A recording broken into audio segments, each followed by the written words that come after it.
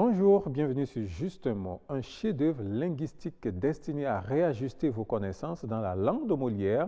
Et c'est pour cela que nous allons faire appel au chef-d'œuvre. Mais pourquoi chez alors qu'on écrit, bien sûr, chef, comme dans chef d'accusation? Alors, un chef-d'œuvre, c'est-à-dire l'origine, une pièce d'art ou n'importe quel type d'ouvrage qui a été réalisé avec un tel degré de perfection qu'elle a atteint des sommets de beauté qui suscite bien sûr l'admiration de tous.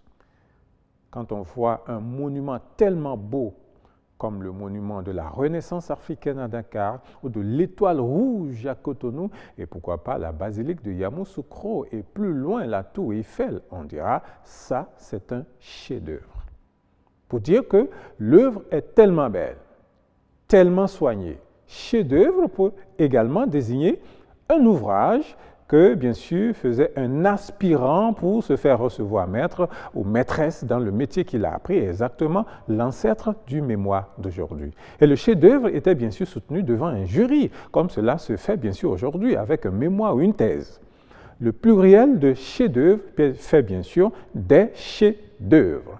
Mais l'appellation chef, écrit sous l'orthographe chef, n'a rien à voir d'extraordinaire, c'est juste issu de l'ancien français qui nommait bien sûr tout ce qui est une sublimation chef, comme le titre de chef.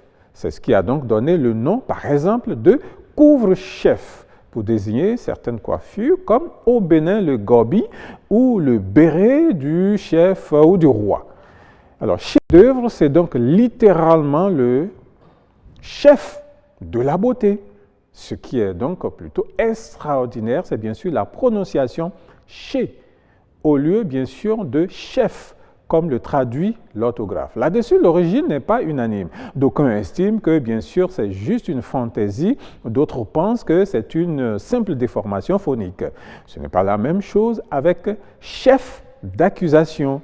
Chef d'accusation, c'est tout naturellement l'ensemble des crimes qu'un accusé est bien sûr soupçonné d'avoir commis, notamment devant une cour d'assises.